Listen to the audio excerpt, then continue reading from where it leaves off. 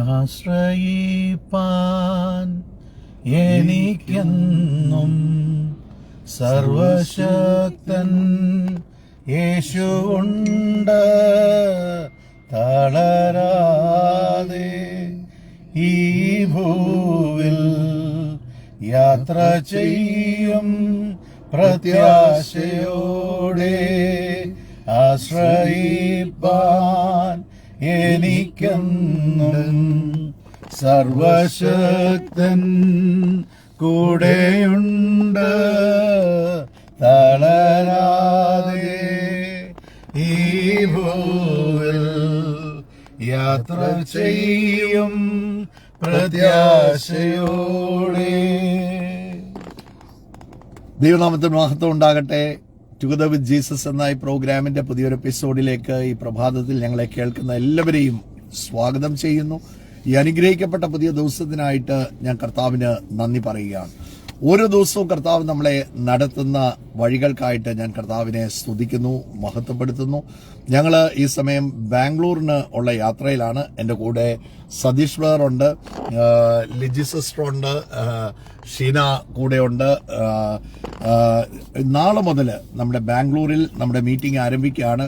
നാളെയും നാളെ കഴിഞ്ഞും അല്ലേ, നാളെയും നാളെ കഴിഞ്ഞും ബാംഗ്ലൂരിൽ ഹെബ്ബാളിലല്ലോ, ഏതാ സ്ഥലം അത്? ഹെന്നൂര്. ബാംഗ്ലൂർ ഹെന്നൂരിലാണ് നാളെയും നാളെ കഴിഞ്ഞ് മീറ്റിംഗ് നടക്കുന്നത്. ശനിയാഴ്ച ദിവസം മൈസൂരിലും ഞായറാഴ്ച കാലിക്കറ്റിലുമാണ്. കർത്താവിന്റെ ദാസൻ തോമസ് ഊട്ടിപ്പേർ ശുശ്രൂഷകൾക്ക് നേതൃത്വം നൽകുന്നു.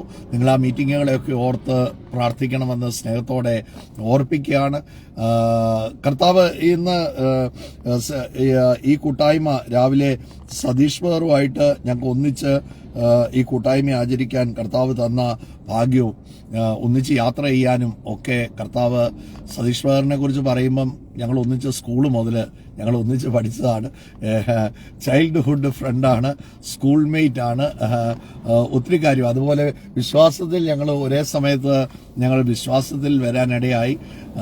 അങ്ങനെ കർത്താവ് നടത്തിയ വഴികളൊക്കെ ഓർത്ത് കർത്താവിനെ മഹത്വപ്പെടുത്തുന്നു. സതീഷ് ബ്രദറെ, ഞാൻ ഒരു കാര്യം ചോദിക്കട്ടെ. ജീവിതത്തിൽ യേശുവിനെ അറിഞ്ഞതും യേശുവിന് മുമ്പുമുള്ള കാര്യങ്ങൾ എങ്ങനെ, എന്താണ് ശരിക്കും ലൈഫ് എക്സ്പീരിയൻസ് എന്നാണ്? യേശുവിനെ അറിഞ്ഞ ശേഷവും യേശുവിനെ മുമ്പും നമ്മളൊന്ന് ചിന്തിച്ചു നോക്കിയാൽ. ലോകപ്രകാരം പറഞ്ഞാൽ യേശുവിനെ അറിയുന്നതിന് മുമ്പുള്ള കാലഘട്ടം എന്ന് പറയുമ്പോൾ നമ്മളുടെ സ്വയത്തിൽ ആശ്രയം, നമ്മുടെ കഴിവിലും നമ്മുടെ പണത്തിലും നമ്മുടെ കൂട്ടുകെട്ടിലും ഒക്കെ നമ്മൾ ആശ്രയിച്ച മുമ്പോട്ട് പോകുന്നു. പക്ഷേ അങ്ങനെയൊക്കെ ആശ്രയിച്ച് പോകുമ്പോഴും നമ്മുടെ ജീവിതത്തിൽ പല വിഷയങ്ങൾ വരുമ്പോൾ നമുക്കൊരു ഭയം നമ്മളെ പിടിക്കാറുണ്ട്. എൻ്റെ ജീവിതത്തിൽ, ഞാൻ ഈ വിശ്വാസ ജീവിതത്തിൽ ആദ്യം ഈ പ്രാർത്ഥനയ്ക്ക് വരുമ്പോഴും എൻ്റെ ബിസിനസ്സിനകത്തൊക്കെ ഒരു പ്രോബ്ലം വന്ന ഒത്തിരി സാമ്പത്തിക വിഷയങ്ങളിലൊക്കെ നിൽക്കുമ്പം ശരിക്കും ഒരു ഭയമുള്ളൊരു സമയമായിരുന്നു. പക്ഷെ ആദ്യം ഈ മീറ്റിങ്ങിന് വന്ന് ഈ ദൈവവചനം കേൾക്കാൻ തുടങ്ങിയപ്പോൾ എനിക്കൊരു കാര്യം പിടികിട്ടി. എനിക്കൊരാളുണ്ട്, ഏത് കാര്യത്തിനും എനിക്ക് ആശ്രയിക്കാൻ ഒരാളുണ്ട്. ധൈര്യമാണ്, ആ ഒരു ധൈര്യമാണ് എനിക്ക് ഏറ്റവും വലിയ വീട്. എന്റെ കടഭാരം മാറിയതല്ല, എന്റെ ഹൃദയത്തിൽ നിന്ന ഭാരം എന്റെ യേശു എടുത്തു മാറ്റി. ഞാൻ നിന്റെ കൂടെയുണ്ട്, നിനക്കൊരു ദോഷവും വരത്തില്ല, ഞാൻ നിന്നെ കൈവിടത്തില്ല, നിന്റെ പാപം എത്ര വലുതാണേലും അതിനെ വെളുപ്പിക്കാൻ ഞാൻ നിന്റെ കൂടെയുണ്ട്. അപ്പൊ എന്റെ വിചാരം ഞാൻ ഭയങ്കര പാപിയാ, കുഴപ്പക്കാരനാ, അതുകൊണ്ട് എനിക്ക് പ്രാർത്ഥിച്ചിട്ടൊന്നും രക്ഷയില്ലെന്നൊക്കെ പറഞ്ഞാൽ ഞാൻ നടക്കുന്നു. പക്ഷെങ്കിൽ എന്റെ ഭയങ്കര കുഴപ്പക്കാരനായിരുന്നു. ഒരു പരിധി വരെ ആ പ്രായത്തിന്റെ കുഴപ്പങ്ങളെല്ലാം ഉണ്ടായിരുന്നു. പക്ഷെങ്കില് ഈ കർത്താവ് സ്നേഹവാനാണ്. ഒരു യോഗ്യതയില്ലാതിരുന്ന എന്നെ ആ കർത്താവ് എന്നെ കോരിയെടുത്തെന്ന് ഞാൻ പറയത്തുള്ളൂ. കാരണം ആ കോരിയെടുത്തത് കൊണ്ട് ഇന്ന് ഇത് ആയുസോടെ ഇന്ന് അനുഗ്രഹിക്കപ്പെട്ട് നിൽക്കുന്നു. അന്ന് എനിക്ക് ആദ്യത്തെ മീറ്റിംഗിൽ തന്നെ ഉണ്ടല്ലോ, ആ കർത്താവിന്റെ ആ സ്നേഹം എന്റെ ഉള്ളിലേക്ക് വന്നപ്പോൾ എന്റെ ഭയം മാറിപ്പോയി. പിന്നെ ഇന്ന് ഈ നിമിഷം വരെ ഏതാണ്ട് 28 വർഷം ഇപ്പൊ കഴിഞ്ഞു. ആ 28 വർഷവും ഏതെല്ലാം വിഷയം വന്നാലും ഉണ്ടല്ലോ, നമ്മൾ തളരത്തില്ല. കാരണം കൈക്കുള്ളില്ല. അത് മുമ്പേ പറഞ്ഞ പോലെ കൂടെ ഉണ്ട് എന്നുള്ള ആ ഒരു ഉറപ്പാ ഇപ്പോഴും. ഈ വിശ്വാസ ജീവിതം എന്ന് പറയുന്നത് നമ്മൾ ഒറ്റയ്ക്കല്ല യേശു കൂടെ ഉണ്ട്. ഒരിക്കലും കൈവിടത്തില്ല. ആ സാന്നിധ്യം അനുഭവിക്കുന്നവർക്കായിട്ട് ഞാൻ കർത്താവിനെ സ്തുതിക്കുന്നു. സൈഷ്വാർ പറഞ്ഞ പോലെ ആ ഒന്നിനെയും പിന്നെ ഭയം, ആ ഭയം എന്നുള്ളത് മാറിപ്പോയി അല്ലേ. നമുക്ക് എല്ലാത്തിനും ഒരു ലിമിറ്റ് ഉണ്ടല്ലോ, ഇത് ലിമിറ്റ് ഇല്ല. അസാധ്യങ്ങളെ സാധ്യമാക്കുന്നവൻ, ഇല്ലാത്തതിനെ ഉള്ളതുപോലെ വിളിച്ചു വരുന്നു. അത് അങ്ങനെ തന്നെയാണ്. എന്റെ ജീവിതത്തിലൊക്കെ പല പല വിഷയഘട്ടങ്ങളിൽ പോയപ്പോഴും അത്ഭുതങ്ങളാണ്. കോടതിയിൽ അത്ഭുതം, എംബസികളിൽ അത്ഭുതം, വിസ, അതൊന്നും പറയാൻ സമയമില്ലാത്തതുകൊണ്ടാണ്. അവിടെയൊക്കെ നിയമങ്ങൾ മാറിയെന്ന് പറയാം. സൈഷ്വാർ ഒരു ഉന്നതനായ ബിസിനസ്സുകാരനാണ്. വിദേശ രാജ്യങ്ങളിൽ ബിസിനസ് ചെയ്യുന്ന എന്ത് ബിസിനസ്സാന്ന് പറയണം? ഗോൾഡ് മൈനിങ് ആണ്. ഗോൾഡ് മൈനിങ് ആണ്. ആഫ്രിക്കയിൽ ഗോൾഡ് മൈനിങ് ആണ്. അങ്ങനെ കർത്താവിനെ അറിഞ്ഞ അന്ന് മുതൽ കർത്താവ് എലിവേറ്റ് ചെയ്തു, കർത്താവ് ഉയർത്തി, കർത്താവ് മാനിച്ചു. ഞങ്ങൾ ഈ പ്രഭാതത്തിൽ ദൈവസന്നിധിയിൽ ഇരിക്കുമ്പം ഞങ്ങൾക്ക് യേശു നടത്തി എന്നുള്ളൊരു വാക്ക് മാത്രമേ പറയാനുള്ളൂ. സൗര്യാണെങ്കിലും സൗര്യ ഒരു വാക്കില് കർത്താവിനെ അറിഞ്ഞ ആ സമയം മുതൽ ഒരു അനുഭവം ഒന്ന് പറയാമോ?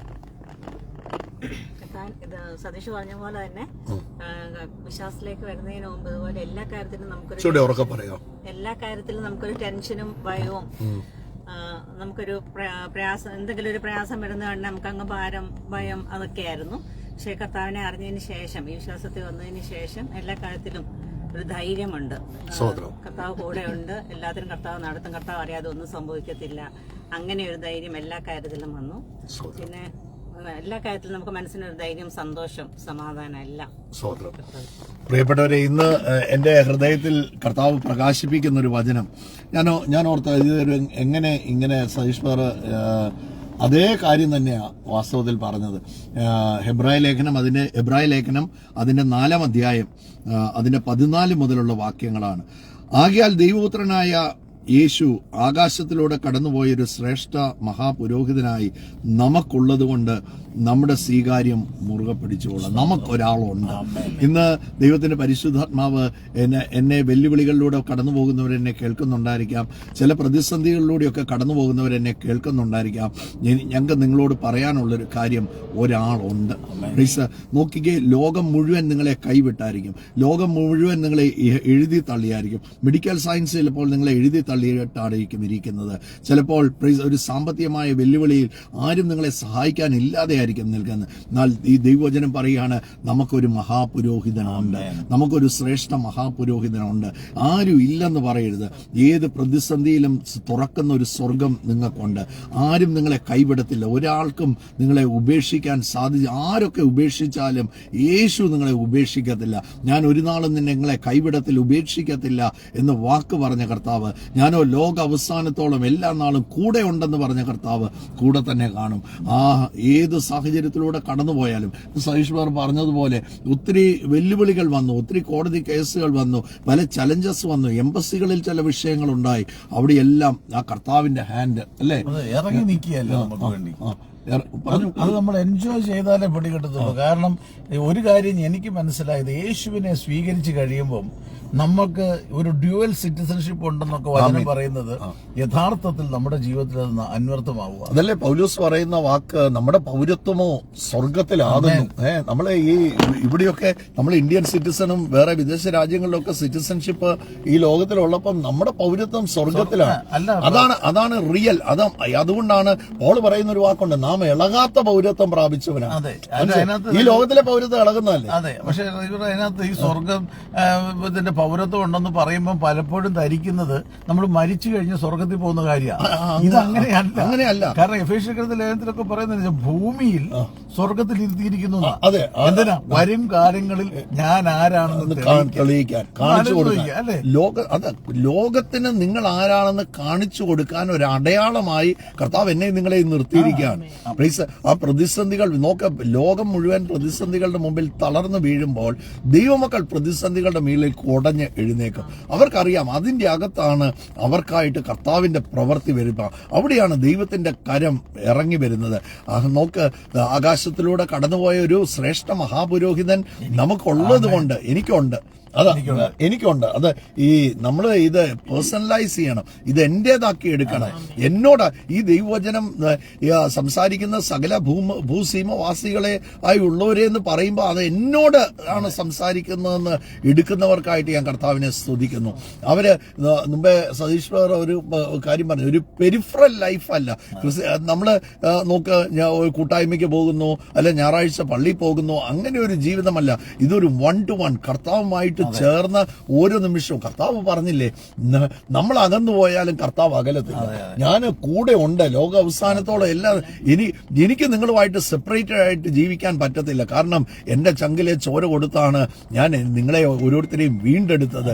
അതുകൊണ്ട് എനിക്ക് മാറി നിൽക്കാൻ പറ്റത്തില്ല. നിങ്ങൾ മാറി നിന്നാലും ഞാൻ ഒരിക്കലും മാറി നിൽക്കത്തില്ല, ഞാൻ കൂടെ തന്നെ നിൽക്കും. വചനം പറയുന്നത് ഇങ്ങനെ, നിങ്ങൾ എന്നെ തെരഞ്ഞെടുത്തതല്ല, ഞാൻ നിങ്ങളെ തെരഞ്ഞെടുത്തത്. അതെ, അതെങ്ങനെയെങ്കിലും നടക്കാനാണോ? അല്ല, നിങ്ങൾ പോയി ഫലം കായ്ക്കേണ്ടത്. അതെ, അതിന് വേണ്ടിയാ. അത് പർപ്പസ് ഉണ്ട്, തെരഞ്ഞെടുപ്പിൽ ഒരു പർപ്പസ്. തെരഞ്ഞെടുത്ത കർത്താവിന് നമ്മളെ കുറിച്ച് ഒരു പദ്ധതിയുണ്ട്. തീർച്ചയായും ആ പദ്ധതി ക്ഷേമത്തിന്റെ പദ്ധതിയാ, അത് നാശത്തിന്റെ പദ്ധതി അല്ല. അപ്പൊ അങ്ങനെ വരുമ്പം നമുക്ക് ഒന്നിനെ കുറിച്ചും വിചാരപ്പെടേണ്ടെന്ന് പറഞ്ഞാൽ അത് അങ്ങനെ തന്നെയാ. കാരണം നമ്മളുടെ വിചാരം എത്ര വലുതാണെങ്കിലും അതിലും വലിയ വിചാരങ്ങളാണ് കർത്താവിന്റെ. യെശയ്യാ പുസ്തകത്തിൽ അങ്ങനല്ലേ പറയുന്നത്? കാരണം വെച്ചാൽ നിന്റെ വിചാരമല്ല എന്റെ വിചാരം, ആകാശം ഭൂമിക്ക് മീതെ ഉയർന്നിരിക്കുന്നത് പോലെ എന്റെ വിചാരം നിന്റെ വിചാരങ്ങളെക്കാൾ വലുതാണ്. അപ്പൊ നമ്മൾ എത്രമാത്രം നമ്മളെക്കുറിച്ച് വലുത് ചിന്തിച്ചാലും അതിനൊക്കെ എത്രയോ വലുതാണ് എന്റെ കർത്താവ് നമ്മളെക്കുറിച്ച് ചിന്തിക്കുന്നത്. ചിന്തിക്കുക മാത്രമല്ലല്ലോ, കൂടെ നടന്ന ലക്ഷ്യത്തിൽ എത്തിക്കുക. അതിന് നമ്മുടെ കഴിവല്ല, നമ്മുടെ മിടുക്കല്ല, നമ്മളെ അങ്ങ് കൊണ്ടുപോയി എത്തിക്കുക. അതുകൊണ്ടാ പറയുന്നത് വിളിച്ചവൻ വിശ്വസ്തൻ, അല്ലെ, അന്ത്യത്തോളം നടത്താൻ മതിയായവൻ. ഇതൊക്കെ പണ്ട് കേൾക്കുമ്പോ ഉണ്ടല്ലോ, ഇതൊക്കെ എങ്ങനെയാന്ന് വിചാരിച്ചിട്ടുണ്ട്. പക്ഷെ ഇന്ന് യഥാർത്ഥത്തിൽ നമ്മളത് അനുഭവിക്കുക. ഇന്ന് ഞങ്ങളെ കേട്ടോണ്ടിരിക്കുന്ന പ്രിയപ്പെട്ടവരെ, ഈ കർത്താവിനെ ഒന്ന് രുചിച്ചറിഞ്ഞാൽ അതിനപ്പുറം ഒന്നുമില്ല. സംശയിക്കരുത്. ഒറ്റ കാര്യം എന്റെ ജീവിതത്തിൽ ഞാൻ അങ്ങനെ സംശയിക്കാതെ വിശ്വസിച്ചാൽ മഹത്വം കാണും. യാതൊരു വ്യത്യാസവും. It is guaranteed. കാരണം nothing is impossible for God. ഈ കർത്താവ് ആ വാക്ക് പറയുന്നത് ഏറ്റവും ഇമ്പോസിബിലിറ്റിയുടെ സ്ഥലത്ത് നിന്ന്. അന്ന് ലോകത്ത് അന്നും ഇന്നും ലോകത്തിന് ഏറ്റവും വലിയ വെല്ലുവിളി മരണമല്ലേ, അല്ലെ? മരണത്തെ ഭയന്നാണ് ലോകം പലരും ജീവിക്കുന്നത്. എല്ലാം മരണവും കഴിഞ്ഞു അടക്കവും കഴിഞ്ഞ് നിൽക്കുന്നിടത്ത് നിന്നുകൊണ്ട് യേശു പറയുക, വിശ്വസിച്ചാൽ ദൈവത്തിന്റെ മഹത്വം കാണും. ഇന്നും ദൈവത്തിന്റെ പരിശുദ്ധാത്മാവ് ഈ പ്രഭാതത്തിൽ പറയുകയാണ്, സമാനമായ വെല്ലുവിളികളിലൂടെ കടന്നുപോയി, എല്ലാം തീർന്നു, എല്ലാം അവസാനിച്ചു എന്ന് സമാനമായ വെല്ലുവിളികളിലൂടെ കടന്നു പോകുന്നവരോട് ദൈവത്തിന്റെ ആത്മാവ് പറഞ്ഞു, തീർന്നിട്ടില്ല നമ്മുടെ സ്വീകാര്യം. അവിടെ ദൈവവചനം പറയുക, എനിക്ക് ഒരാൾ ഉള്ളതുകൊണ്ട്, ആകാശത്തിലൂടെ കടന്നുപോയ ഒരു ശ്രേഷ്ഠ മഹാപുരോഹിതൻ എനിക്കുള്ളത് കൊണ്ട് നമുക്ക് ലഭിച്ച ആ സ്വീകാര്യം, എന്ത് ചെയ്യുക? മുറുകെ പിടിക്കുക. അവിടെ ഇംഗ്ലീഷിൽ എഴുതിയിരിക്കുന്ന സ്വീകാര്യം മുറുകെ പിടിക്കുക എന്ന് മലയാളത്തിൽ എഴുതിയിരിക്കുമ്പോൾ ഇംഗ്ലീഷിൽ എഴുതിയിരിക്കുന്നത് ഇങ്ങനെയാണ്, hold on to your faith. നിങ്ങളുടെ വിശ്വാസം മുറുകെ പിടിക്കാനാണ് എഴുതിയിരിക്കുന്നത്. പ്രൈസ്, ആ വിശ്വാസം നഷ്ടപ്പെട്ടു പോകരുത്. ഒരു വിഷയം കാണുമ്പോൾ എന്തായിത്തീരും? വിശ്വാസം നഷ്ടപ്പെടരുത്. വിഷയം കാണുമ്പോൾ എല്ലാം തീർന്നുപോയി, ഇനിയും രക്ഷയില്ല, എനിക്ക് ആരുമില്ല, എനിക്കൊരാൾ ഉണ്ട്. ഞാൻ വിശ്വസിക്കുന്നു ഇതിന്റെ അകത്ത് എഴുതിയിരിക്കുന്നത് വള്ളിയെന്നോ പുള്ളിയെന്നോ മാറിപ്പോകത്തില്ല. ആകാശം മാറും, ഭൂമി മാറും, എന്നാൽ അവന്റെ വചനം ഒരിക്കലും മാറത്തില്ല. എനിക്കൊരാളുണ്ട് എന്ന് പറഞ്ഞിട്ടുണ്ടെങ്കിൽ എനിക്കൊരാളുണ്ട്. ആരൊക്കെ കൈവിട്ടാലും, അമ്മ തന്റെ കുഞ്ഞുങ്ങളെ കൈവിട്ടാലും ഞാൻ നിന്നെ ഒരു നാളും കൈവിടത്തില്ല, ഉപേക്ഷിക്കത്തില്ല എന്ന് കർത്താവ് പറഞ്ഞിട്ടുണ്ടെങ്കിൽ എന്നെ കർത്താവ് കൈവിടത്തില്ല. എത്ര വെല്ലുവിളി ആയിക്കോട്ടെ, എത്ര വലിയ പ്രതികൂലമായിക്കോട്ടെ, എത്ര വലിയ കൊടുങ്കാറ്റായിക്കോട്ടെ നിങ്ങളുടെ ജീവിതത്തിൽ അടിക്കുന്നത്, ആ കൊടുങ്കാറ്റിന്റെ അകത്ത് വെളിപ്പെടുന്ന ഒരു ദൈവശക്തിയുണ്ട്. ഞാൻ ഇന്നിവിടെ ഇരിക്കുമ്പം ഞാൻ പലപ്പോഴും പറയുന്നതാണെങ്കിലും ഒന്ന് ആവർത്തിച്ച് പറയുകയാണ്, ഈ ലോകത്തിൽ ഒരിക്കലും ജീവനോടെ ഇരിക്കേണ്ട വ്യക്തിയായിരുന്നില്ല ഞാൻ, തീർന്നു പോകേണ്ട വ്യക്തിയായിരുന്നു. എത്രയോ പ്രാവശ്യം സൂയിസൈഡ് അറ്റംപ്റ്റുകൾ നടത്തിയതാണ്, എത്രയോ പ്രാവശ്യം ജീവിതം അവസാനിപ്പിക്കാൻ ശ്രമിച്ചതാണ്. എന്നാൽ അവിടെയെല്ലാം എൻ്റെ കർത്താവിൻ്റെ കരം അത്ഭുതകരമായി ഇറങ്ങി വന്ന് വിടുവിച്ച ആ മഹാകൃപയ്ക്കായി സ്തോത്രം. പ്രിയപ്പെട്ടവരെ, ആ കർത്താവ് ഒരിക്കലും നിങ്ങളെ കൈവിടത്തില്ല, ഒരിക്കലും ഒരിക്കലും നിങ്ങളെ ഉപേക്ഷിക്കത്തില്ല. എനിക്കൊരാൾ ഉണ്ടെന്ന് പറയണം. ഇന്ന് ഒറ്റപ്പെടൽ അനുഭവിക്കുന്നവർ എന്നെ കേൾക്കുന്നെങ്കിൽ, ജീവിതത്തിൽ എനിക്ക് ആരുമില്ല, എന്നെ സഹായിക്കാൻ ആരുമില്ല, ഈ പ്രതിസന്ധികളിൽ ഞാൻ തനിയാണ് എന്ന് പറയുന്നവർ എന്നെ കേൾക്കുന്നുണ്ടെങ്കിൽ പറയട്ടെ, തനിയല്ല. ആ തലയൊന്ന് ഉയർത്തിപ്പിടിച്ച്, ആ കണ്ണൊന്ന് തുറന്നു പിടിച്ച്, ആ ഹൃദയത്തിന്റെ കണ്ണൊന്ന് തുറന്നേ, ഒരാൾ നിങ്ങൾക്കുണ്ട്, നിങ്ങളുടെ തൊട്ടടുത്ത് തന്നെയുണ്ട്. എന്റെ കർത്താവ്, my God is not an away God, അങ്ങനെ ദൂരത്ത് വസിക്കുന്ന ഒരു കർത്താവല്ല. എന്റെ പ്രതിസന്ധിക്കകത്ത് ഞാൻ വിശ്വസിക്കുന്നു അവൻ സ്വർഗം ചായ്ച്ച് എന്റെ അടുത്ത് ഇറങ്ങി വരും. എന്റെ ഹൃദയം ഒന്ന് വിങ്ങുമ്പോൾ, മനസ്സൊന്ന് നോവുമ്പോൾ, എന്റെ കണ്ണൊന്ന് നിറയുമ്പോൾ, ഒരു പ്രതികൂലത്തിൽ കടന്നു പോകുമ്പോൾ, ഒരു കൊടുങ്കാറ്റിന്റെ മധ്യ ആയിരിക്കുമ്പോൾ, ഒരു വെല്ലുവിളികളുടെ മുമ്പിൽ നിൽക്കുമ്പോൾ, അവിടെ എന്നെ തനിയെ വിടുന്ന ഒരു കർത്താവല്ല. അവിടെ ഇറങ്ങി വന്ന് എത്ര വലിയ സാഹചര്യമാണെങ്കിലും ആ സാഹചര്യത്തെ എന്റെ കർത്താവ് കൈകാര്യം ചെയ്യും. പ്രിയപ്പെട്ടവരെ, we are the children of God. കർത്താവായ യേശു ക്രിസ്തുവിൽ വിശ്വസിക്കുന്നവരെ അവൻ ദൈവ മക്കളാക്കി തീർത്ത്. And we belong to the kingdom. നമ്മൾ ദൈവ രാജ്യത്തിന്റെ ഭാഗമാണ്. എന്നെ നിങ്ങളെയും നടത്തുന്നത് ആ രാജ്യമാണ്. ആ രാജ്യത്തെ കുറിച്ച് പൗലോസ് പറയുന്നത് ഇളകാത്ത രാജ്യമാണ്. ഇവിടുത്തെ ഒരു കാര്യം ഇളകത്തില്ല. ഇവിടെ മാറ്റമില്ലാത്ത ഒരു രാജ്യത്താണ് ഞാനും നിങ്ങളും വസിക്കുന്നത്. അവിടെ പ്രൈസ് എനിക്കും നിങ്ങൾക്കും വേണ്ട എല്ലാം God has already prepared everything for us. എല്ലാം കർത്താവ് ഒരുക്കി വെച്ചിരിക്കുക. Just believe. എന്റെ നീതിമാൻ വിശ്വാസത്തിൽ ജീവിക്കുക എന്ന് പറഞ്ഞു. ഇവിടെയും പറയുകയാണ്, നിങ്ങളുടെ സ്വീകാര്യം മുറുകെ പിടിക്കുക. നിങ്ങൾക്ക് കിട്ടിയ വിശ്വാസം ഇത് ദൈവം തന്ന വിശ്വാസമാണ്.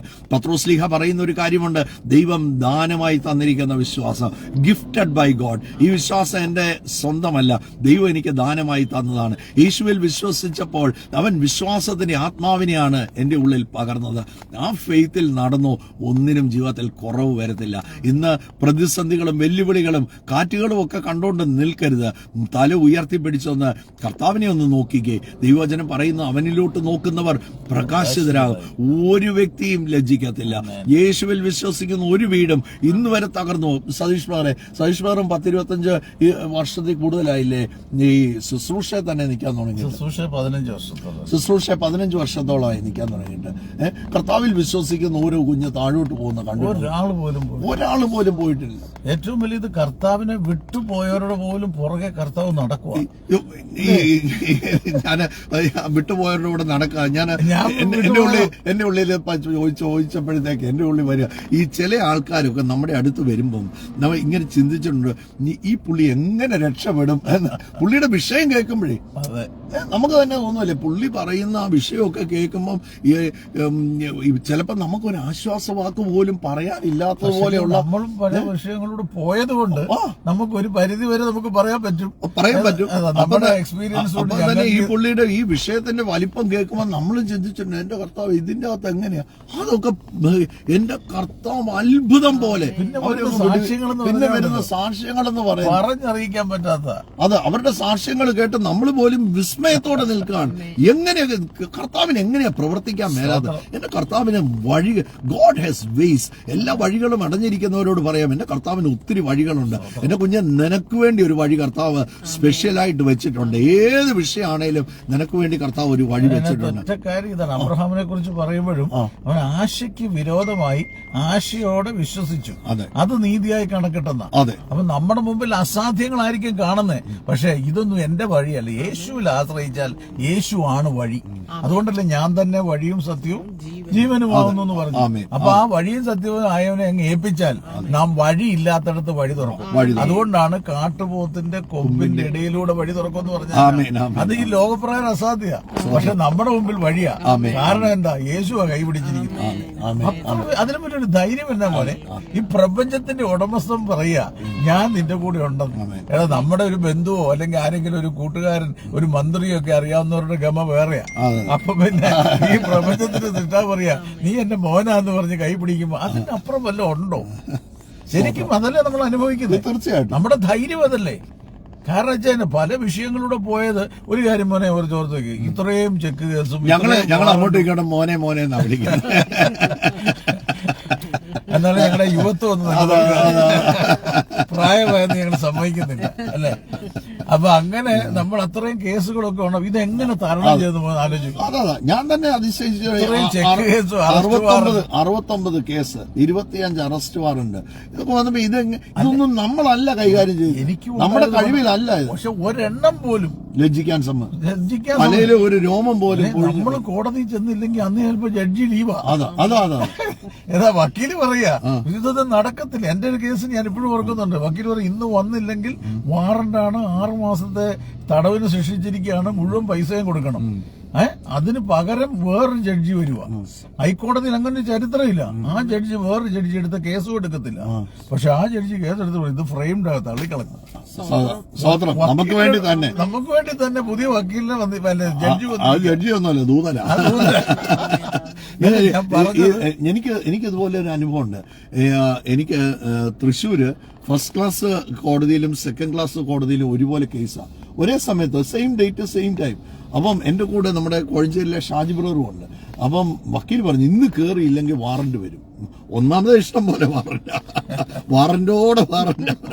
ഇന്ന് കയറിയില്ലെങ്കിൽ ഇത് ഉറപ്പായിട്ട് ഇത് വാറന്റ് വരും. ഒന്ന് ചുമ്മാ കയറി നിന്നാ മതി, അവധിക്ക് വെക്കും. അപ്പൊ ഞാൻ പറഞ്ഞു രണ്ടിടത്തൂടെ ഞാൻ എങ്ങനെയാ കയറുന്നത്? ആ കൂടെയുള്ള പുള്ളിയോട് ഒരിടത്ത് അങ്ങ് കയറി നിൽക്കാൻ പറ, അവർക്ക് അറിയത്തില്ലല്ലോ, അതുകൊണ്ട് ഒരിടത്തൊന്ന് കയറി നിൽക്കാൻ പറ. ഞാൻ ഷാജി ബ്രദറിനോട് പറഞ്ഞു, ഷാജി ബ്രദറെ അവിടെ വിളിക്കുമ്പോൾ ഒന്ന് കയറെന്ന് പറഞ്ഞു. ഞാൻ അടുത്ത കോടതിയിൽ പോയി ഞാൻ കയറി. ഇവിടെ ഷാജി ബ്രദറിനെ നിർത്തിയിട്ട് പോയി. അപ്പം തിരിച്ചു വന്നപ്പോഴത്തേക്ക് ഞാൻ ചോദിച്ചു, മോനെ വിളിച്ചോ, കയറിയോ എന്ന് ഷാജി ബ്രദറിനോട് ചോദിച്ചു. ഷാജി ബ്രദർ എനിക്ക് പേടിയായിരുന്നു, ഞാൻ കയറിയില്ല, വിളിച്ച് ഞാൻ കയറിയില്ല. കുറച്ച് കഴിഞ്ഞപ്പോൾ വക്കീൽ ഇറങ്ങി വന്ന്, ഞാൻ അന്നേരം പറഞ്ഞില്ലേ ചുമ്മാ കയറി എന്നാ മതി, കണ്ടോ അവധിക്ക് വെച്ചത്. നമ്മൾ കയറിയില്ല, ഷാജി ബ്രദർ കയറിയില്ല. അവിടെ പകരം ഇതേ സാക്ഷി തങ്കുറൂർ പോകാത്ത കോടതിയിൽ തങ്കുറൂർ ചെന്നു. അത് ഭയങ്കര അനുഗ്രഹമായെന്ന് പറഞ്ഞു വക്കീൽ വിളിക്കുമ്പോ തങ്കുറൂർ അതാ ദൂതൻ അല്ലേ? അതാ ദൂതൻ. അതിനെക്കുറിച്ച് ഈ പത്രോസ് ജയിലിൽ കിടക്കുമ്പം കാരാഗ്രഹത്തിന്റെ അടിസ്ഥാനം കുലുങ്ങി ജയിലിൽ നിന്ന് പുറത്തു വന്നു. സഭ ശ്രദ്ധയോടെ പ്രാർത്ഥിച്ചുകൊണ്ടിരുന്ന വീട്ടിലോട്ട് പത്രോസ് ചെല്ലുകയാണ്. അവിടെ രോധ എന്ന് പറഞ്ഞ വേലക്കാരി ഓടി വന്ന് വാതിക്ക് നോക്കിയാൽ പത്രോസ് നിൽക്കുന്നു. ഉടനെ അകത്ത് പുള്ളിക്കാരി കഥവൊന്നും തുറന്നില്ല. പുള്ളിക്കാരുടെ അന്നത്തെ വെപ്രാളത്തിൽ ഓടിച്ചെന്ന് അകത്തി എന്ന് പറഞ്ഞത് പത്രോസ് വന്നിരിക്കുന്നു എന്ന് പറഞ്ഞാൽ അത് പത്രോസിന്റെ ദൂതനായിരിക്കും. അവര് പറയാം ദൂതനായിരിക്കും. നമ്മളെ പോലെ തന്നെ ഇരിക്കുന്ന ദൂതന്മാർ നമുക്കുണ്ട്. അത് നമ്മളെ റെപ്രസെന്റ് ചെയ്യേണ്ട സ്ഥലത്ത് അത് റെപ്രസെന്റ് ചെയ്യും. ചിലപ്പോ നമ്മളെ അവിടെ കണ്ടെന്ന് പറയാൻ നമ്മളായിരിക്കത്തില്ല, ചിലപ്പോ നമ്മുടെ ദൂതനായിരിക്കും.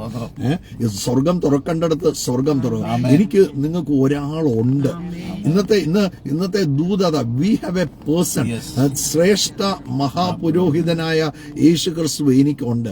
അതുകൊണ്ട് ആ ഫെയ്ത്ത് സ്വീകാര്യം മുറുകെ പിടിച്ചു. ഇന്ന് പ്രാർത്ഥിക്കാൻ പോവാ. പ്രാർത്ഥിക്കുമ്പോൾ അത്ഭുതങ്ങൾ നടക്കും, വിടുതലുകൾ നടക്കും, രോഗികൾ സൗഖ്യമാകും. എത്ര വലിയ പ്രതികൂലമാണെങ്കിലും ആ പ്രതികൂലം ഇന്ന് പകൽ അഴിയും. Cast all your burdens on me. യേശു മാത്രം പറഞ്ഞ വാക്കാ. സകല ഭാരവും സകല ചിന്താകുലവും അങ്ങോട്ടങ്ങിട്ടേ. അതുകൊണ്ട് അങ്ങ് ഫ്രീ ആയിക്കേ. എനിക്ക് ഒരാളുണ്ട്. ആ ധൈര്യത്തിൽ തല ഉയർത്തിപ്പിടിച്ച് ഇന്ന് പകലൊന്ന് നടന്നേ. And you will see amazing miracles happening in your life. ഒന്നിനും ജീവിതത്തിൽ എന്തുകൊണ്ടാണ് ഞങ്ങൾക്ക് ഇത് പറയാനുള്ള ധൈര്യം? We went through all this. ഞങ്ങൾ ഇതിലൂടെ എല്ലാം ഞങ്ങൾ കടന്നുപോയി. ഇന്ന് ഇവിടെ ഇരിക്കുമ്പോൾ ഞങ്ങൾക്ക് ഭയങ്കര ധൈര്യമാ പറയാൻ, ഭയങ്കര തന്റേടമാ പറയാൻ. യേശു പ്രവർത്തിക്കുമെന്ന് പറയാൻ ഒത്തിരി തന്റേടമാ. എന്തുകൊണ്ടാന്ന് വെച്ചാൽ ഞങ്ങളുടെ ജീവിതത്തിൽ ഞങ്ങൾ കണ്ടതും തൊട്ടതുമാ പറയുന്നത്. ഞങ്ങളുടെ ജീവിതത്തിൽ അനുഭവിച്ചറിഞ്ഞ ഒരു യേശുവിനെയാണ്. ഞങ്ങളുടെ ജീവിതത്തിൽ പഠിച്ചു പറയുന്ന ഒരു യേശുവിനെ അല്ല, ഞങ്ങളുടെ ജീവിതത്തിൽ അനുഭവിച്ചറിയുന്ന. And the Bible says he is the same yesterday, today and forever. ഞങ്ങളുടെ ജീവിതത്തിൽ പ്രവർത്തിച്ചെങ്കിൽ ഇന്ന് പകൽ നിങ്ങളുടെ ജീവിതത്തിലും പ്രവർത്തിക്കും. ഇന്ന് കർത്താവിന്റെ കരം ഇറങ്ങി വരും. നമ്മൾ ഒന്നിച്ച് പ്രാർത്ഥിക്കാൻ പോവാ. ഒന്നിച്ച് പ്രാർത്ഥിക്കുമ്പോൾ സതീഷ് വേർ ഈ സമയത്ത് പ്രാർത്ഥിച്ചാട്ടെ. ഇന്ന് കേൾക്കുന്ന ഓരോ പ്രിയപ്പെട്ടവർക്ക് വേണ്ടി അവരുടെ വിഷയം എന്നാണെങ്കിലും ആ ഇരിക്കുന്ന സ്ഥാനത്ത് ഇന്ന് ദൈവമഹത്വം ഇറങ്ങും. ഇരിക്കുന്ന സ്ഥലത്ത് ഇന്ന് പകൽ സ്വർഗം ഇറങ്ങും. ഇന്ന് പകൽ ദൈവ സാന്നിധ്യം അവിടെ ഇറങ്ങും. നോക്ക്, നിങ്ങളുടെ മേൽ വീഴുന്ന ഇന്ന് അഭിഷേകത്തിന്റെ ആ പുതപ്പാണ് എല്ലാ നുഖത്തെയും തകർക്കുന്നത്. എത്ര വലിയ നുഖമാണെങ്കിലും എത്ര വലിയ സാമ്പത്തിക വെല്ലുവിളിയാണെങ്കിലും ഇന്ന് അഴിഞ്ഞു മാറുക തന്നെ ചെയ്യും. ആ രോഗം എന്തുമായിക്കോട്ടെ ഇന്ന് സൗഖ്യമാകും. ഇന്ന് പ്രാർത്ഥിക്കുമ്പം എനിക്കൊരു കാര്യം അറിയാം, കർത്താവിന്റെ അത്ഭുതകരം തൊടാൻ പോവുകയാണ്. വീടുകളെ തൊടാൻ പോവുകയാണ്, പട്ടണങ്ങളെ തൊടാൻ പോവുകയാണ്, നിങ്ങളുടെ ദേശത്തെ തൊടാൻ പോവുകയാണ്. നിങ്ങളുടെ പ്രതികൂലം എന്നാണെങ്കിലും നിങ്ങളുടെ ആ കൊടുങ്കാറ്റ് എന്നാണെങ്കിലും അതിന്റെ മധ്യത്തിൽ ഇറങ്ങി വരുന്ന ഒരു സാന്നിധ്യമുണ്ട്. അതിന്റെ അതിന്റെ മധ്യത്തിൽ ഇറങ്ങി വന്ന് ഇന്ന് പറഞ്ഞതുപോലെ ദൂതൻ ചിലടത്ത് ഇറങ്ങിയതുപോലെ ചില ഏഞ്ചൽസ് ചില സ്ഥലങ്ങളിൽ ഇന്ന് ഇറങ്ങാൻ പോവുകയാണ്. പരിശുദ്ധാത്മാവ് പറയുകയാണ് ചില ദൂതന്മാർ ഇറങ്ങാൻ പോവുകയാണ്. നിങ്ങളുടെ ഓഫീസിലായിരിക്കാം, നിങ്ങളുടെ ഒരു ഫയല് എവിടെയോ അടഞ്ഞിരിക്കുകയായിരിക്കും. ആ ഫയല് ഇന്ന് ദൂതൻ തുറക്കും. നിങ്ങൾക്ക് ഒരു ഇമ്പോസിബിളിന്റെ മുമ്പിലായിരിക്കും നിൽക്കുന്നത്. എന്നാൽ അത് നിങ്ങൾ പോലും ഇതെങ്ങനെ സംഭവിച്ചു എന്ന് നിങ്ങൾ അതിനെ വിസ്മയത്തോടെ നോക്കുന്നത് പോലെ അത്ഭുതം നടക്കാൻ പോവുകയാണ്. ഇന്ന് പ്രാർത്ഥിക്കുമ്പോൾ എനിക്കറിയാം സാന്നിധ്യം ഇറങ്ങും. ഒന്നിച്ച് നമുക്ക് പ്രാർത്ഥിക്കാം. സതീഷ് പ്രാർത്ഥിച്ചാട്ടെ. കർത്താവെ, ഞങ്ങള് ഇന്ന് ഈ ഡിവൈസിൽ ഞങ്ങളെ കാണുന്ന കേൾക്കുന്ന വ്യക്തികളെ ഞങ്ങൾ അനുഗ്രഹിച്ചു പ്രാർത്ഥിക്കുകയാണ്. പലവിധ പ്രയാസങ്ങളിൽ ഭാരപ്പെടുന്നവരിന്ന് ഭയപ്പെട്ട് ഇരിക്കുന്നവരെയൊക്കെ ഞാൻ ആത്മാവിൽ കാണുകയാണ്. കർത്താവെ, അങ്ങയുടെ കരത്തിലേക്ക് ഇവരെ ഞങ്ങൾ ഏൽപ്പിക്കുകയാണ്. അസാധ്യങ്ങളെ സാധ്യമാക്കുന്ന കർത്താവെ, അങ്ങയ്ക്ക് അസാധ്യമായതൊന്നുമില്ലല്ലോ. ഇവരിന്ന് അനുഭവിക്കുന്ന ഈ വിഷയങ്ങൾ, ഇന്ന് പോകുന്ന ഈ സാഹചര്യങ്ങളിൽ എന്റെ കർത്താവ് കൂടെ നിന്ന് ഇന്നൊരു അത്ഭുതം അവരുടെ ജീവിതത്തിൽ ചെയ്യണം. കർത്താവ്, ഇത് സാക്ഷ്യമായി ഞങ്ങൾക്ക് കേൾക്കണം. അസാധ്യമായ വിഷയമായിരുന്നു, ഞങ്ങൾ ഭയപ്പെട്ടു, പക്ഷെ എന്റെ കർത്താവ് ഇറങ്ങി വന്ന് വെടിവെച്ചു എന്നു ആ സാക്ഷി ഞങ്ങൾക്ക് കേൾക്കണം. ഇന്ന് രോഗികളായിരിക്കുന്നവരോട് ഞാൻ പറയട്ടെ, യേശുവിന്റെ അടിപ്പണലുകളാൽ നിങ്ങൾക്ക് സൗഖ്യം വന്നുമിരിക്കുന്നു.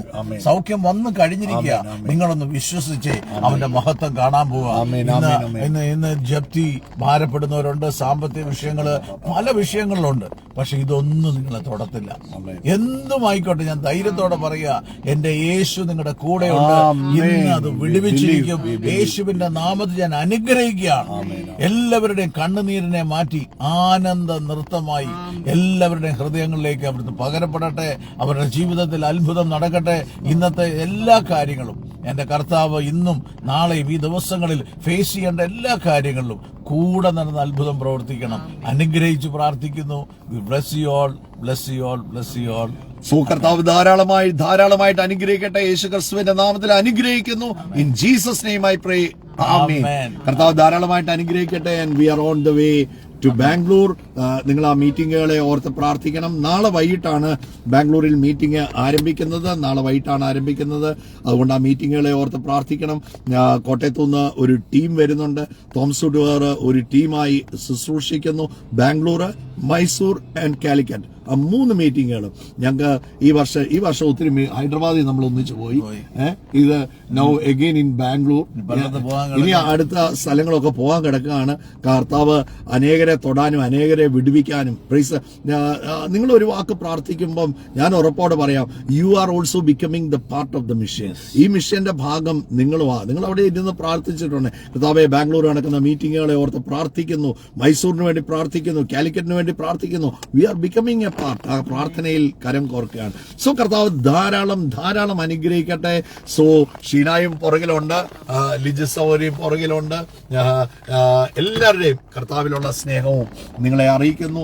So God bless you. See you tomorrow. നാളെ കാണാം. And share the video also. കർത്താവ് ധാരാളം അനുഗ്രഹിക്കട്ടെ. Bless you. ആ കർത്താവിനെ മുറുകെ പിടിച്ചോണം കേട്ടോ. വേറെ ഒന്നും നമുക്ക് മുറുകെ ആശ്രയിക്കാൻ ഒറ്റ നാമമേ ഉള്ളൂ. അത് യേശുവിന്റെ നാമമാണ്. യേശുവിന്റെ നാമം പിടിച്ച ഒറ്റ കുഞ്ഞും താഴ്ന്നു പോകുന്നത് കണ്ടിട്ടില്ല. So God bless you. Have a wonderful day. God bless you. See you tomorrow.